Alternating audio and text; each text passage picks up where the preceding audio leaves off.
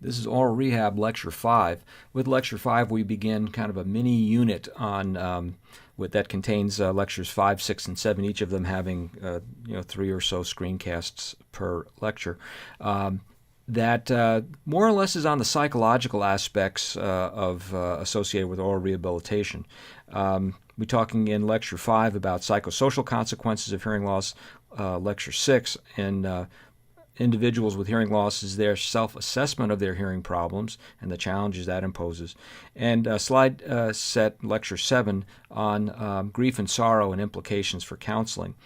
All of these 3 lectures have a number of articles that are in support of them.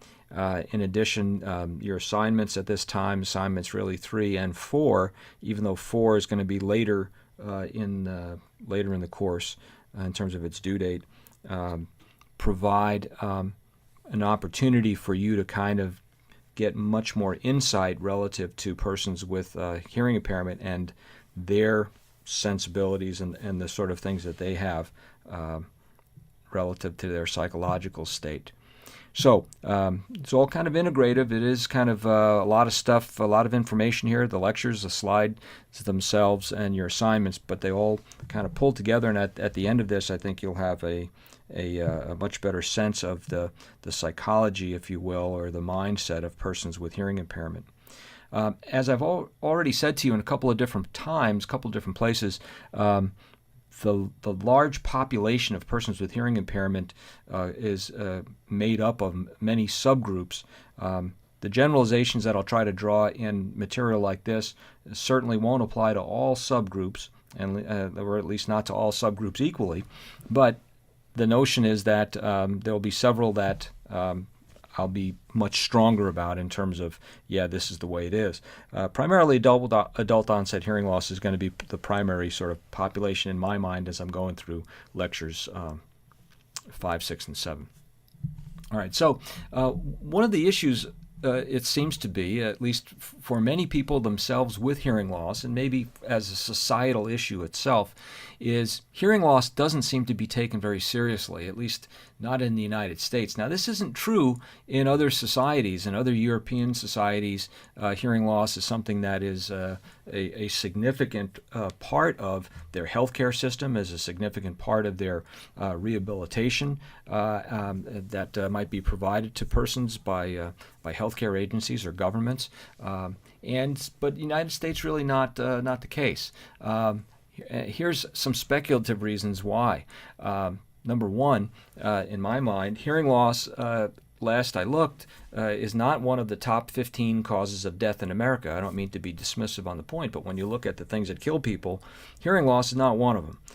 People don't fear hearing loss. Many of you probably have a sense of what some of the signs of cancer are, because number one, cancer is lethal, and number two, there's been a very good public education program over the years that people know the signs of cancer. So a wound that doesn't heal, these sorts of things. So that's still bleeding, so I better get that taken care of. That could be cancerous, and they align cancer and that symptom, that sign, what have you, with a potentially lethal disease. Not so with hearing loss. Nobody says, I can't hear so good, I'm going to die. It doesn't happen that way. So that's part of it, I think. It's not a feared condition. However, hearing loss is one of the top 5 chronic health conditions associated with aging. And here's the problem. America is a youth-conscious society, is a youth-worshipping society. So anything that seems to be associated with aging is something that most Americans don't want to be a part of. And so I think this is kind of an American sort of societal value, because what we're talking about is how both people in the society and the society itself, how do they view this particular condition? So as I've said to you already, hearing loss is one of those things that you just expect to occur as you get older. Hearing loss is an invisible condition. It's a condition that, certainly people who are around persons with hearing loss are certainly aware of it. However, it's a condition that has no physical outward manifestations. In fact, the main physical manifestation of somebody with hearing loss potentially could be wearing a hearing aid. And as I've already kind of mentioned to you sort of early on, one of the challenges that we have in oral rehabilitation is that many of the people, the majority of the people who would potentially benefit from hearing aid amplification don't seek to use it, don't use hearing aids. So again, remember the number to always kind of keep in mind is that of all the people who would benefit from hearing aids, only about 20% actually are using hearing aids.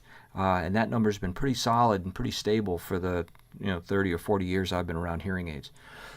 Finally, as we'll see, the underlying reason why hearing loss sort of needs a hero, role model.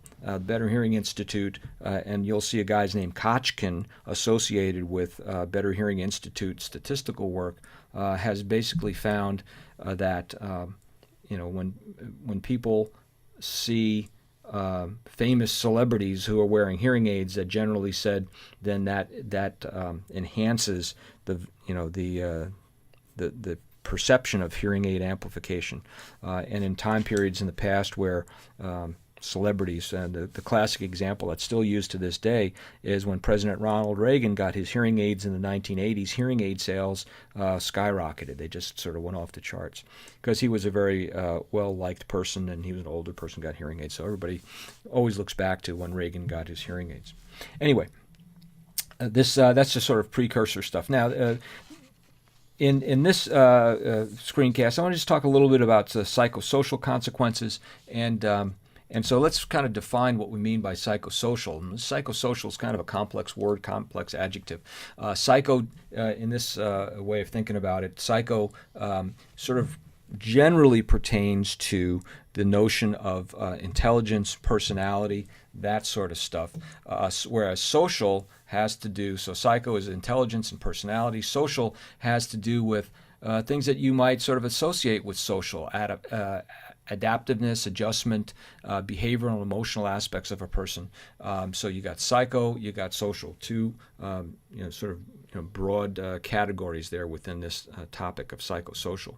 So when we think about then psychosocial consequences associated with hearing loss, the major one, I guess, would be this idea of social isolation, that the person, for a variety of reasons that we'll sort of discuss a little bit more here in this first screencast, is socially isolated.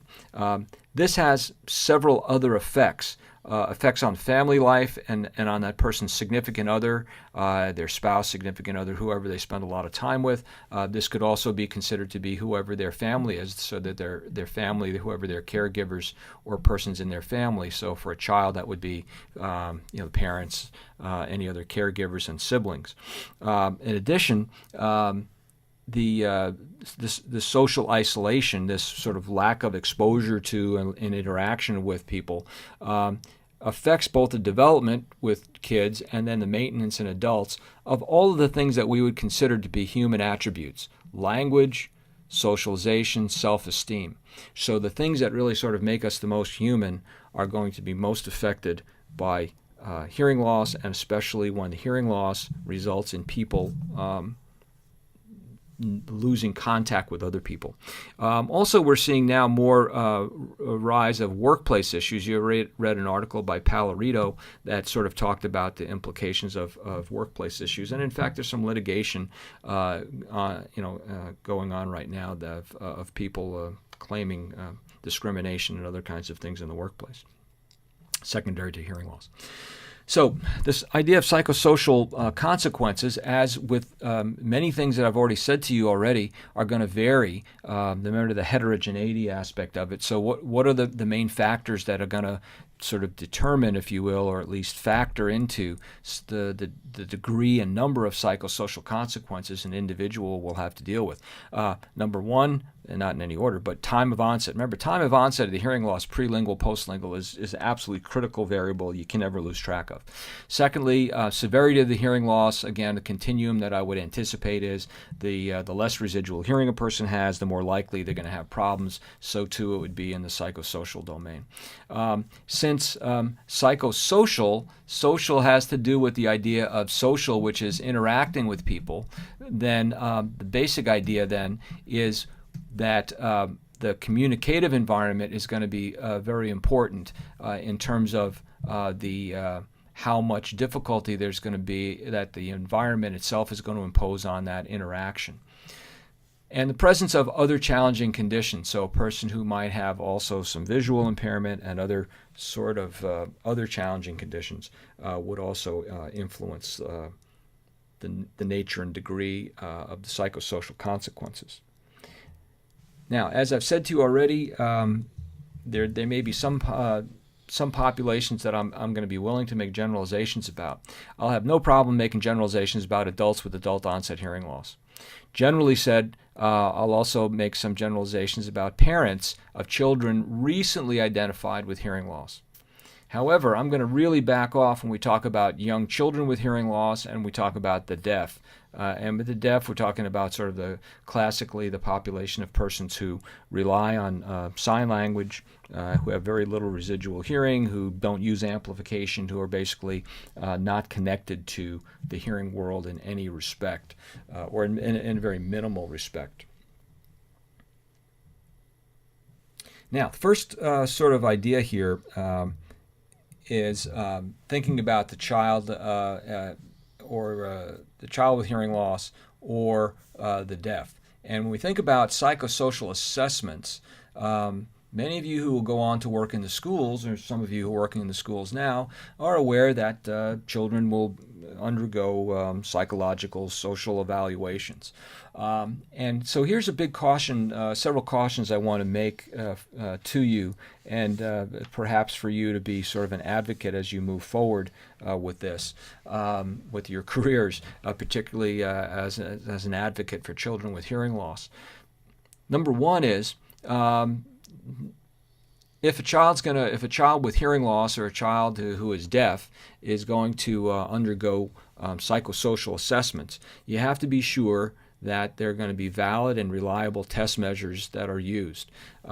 Again, I said to you, part of the psychosocial is intelligence. And if that's the case, a child with hearing loss who's being tested with, I'll say, standard intelligence tests are highly based on verbal tests. So vocabulary. Well, as we'll see when we talk about the implications and consequences of hearing loss on spoken language, one of the problems with a child with hearing loss is sort of a reduced vocabulary. So if that's the case, you're going to use vocabulary as a marker for intelligence. It's just simply not valid. It may be reliable in terms of it would be repeatable, but it's not a valid test. So if that's the case, a child with hearing loss should be really assessed, if they're talking about intelligence measures, using nonverbal assessment. So I would encourage any of you who might be in a situation on an educational assessment team down the line is to absolutely reject a situation in which a child with hearing loss or a deaf child has been evaluated with less than appropriate measures. It's a question for the psychologist, the school psychologist, but they need to use the correct measures, nonverbal, let's say, for especially intelligence. As we kind of continue on, another point I wanted to sort of be real clear about is that the contemporary generation of children with hearing loss is likely not going to be adequately described by the earlier research and literature, particularly children with very little residual hearing who might be children now who have cochlear implants and early identification, that sort of stuff. What we know, or what we think we know about the psychosocial characteristics of children with hearing loss is based on old information, old news, and the children, the contemporary children, are likely don't match those. The last thing, and we'll pick this up in the next screencast, is in your assessments of these children, also be aware of examiner bias. And so we'll pick up that point now in the next slide set.